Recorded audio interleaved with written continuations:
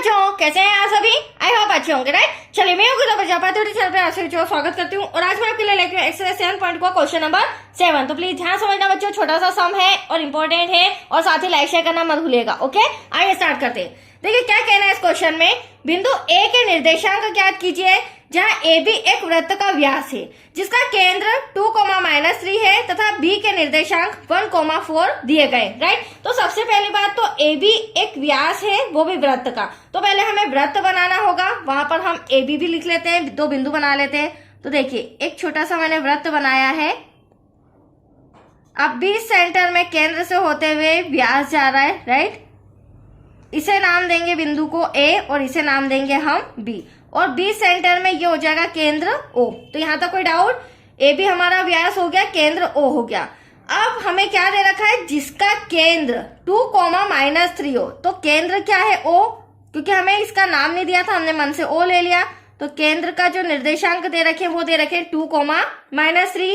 फिर बी के निर्देशांक हमें दे रखे 1, 4। अब क्वेश्चन में हमें क्लियरली बोला है कि ए के निर्देशांक हमें फाइंड करना है, तो यहाँ पर हम x, y मान लेंगे। That's clear. अब देखिए, अगर देखे जाए तो जो ए बी है बच्चों, उसका मध्य बिंदु क्या है? ओ है। इसी के द्वारा हम मतलब मध्य बिंदु का छोटा सा फॉर्मूला लगा के इसे सॉल्व करेंगे। सबसे पहले हम लिखेंगे, माना कि निर्देशांक जो a है उसके हमने क्या माना है? x, y, right?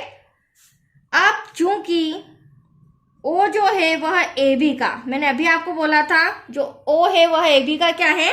मध्य बिंदु है।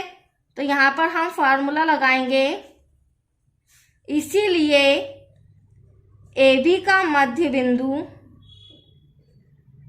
इक्वल्स टू ब्रैकेट में x1 + x2 डिवाइड में 2, y1 + y2 डिवाइड में 2, ब्रैकेट क्लोज।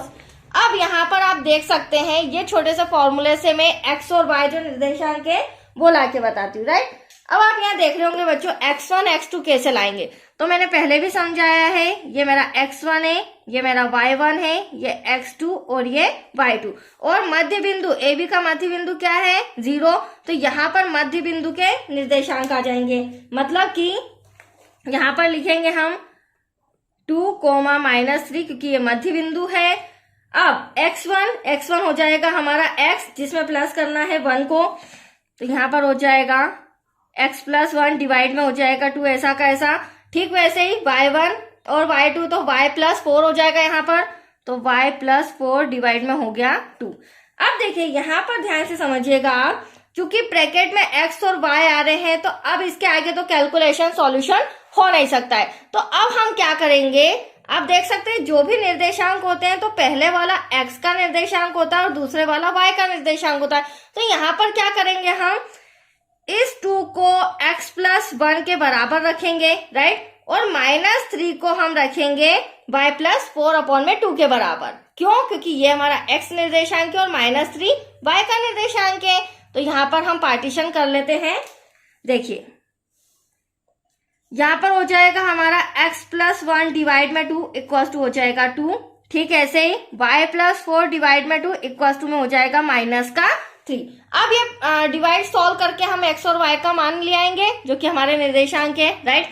तो चलिए, डिवाइड में 2 है, इधर जाके मल्टीप्लाई में हो जाएगा। तो x + 1, 2 2 = 4,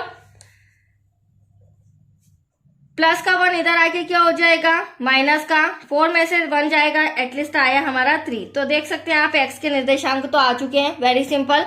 ठीक है, ऐसे ही y के निकालते हैं। डिवाइड का 2 है, इधर आके मल्टीप्लाई में हो जाएगा। तो y + 4 ऐसा का ऐसा, 2 3 हो जाएगा -6, माइनस का 6 ऐसा का ऐसा, प्लस का 4 इधर जाके माइनस का हो जाएगा।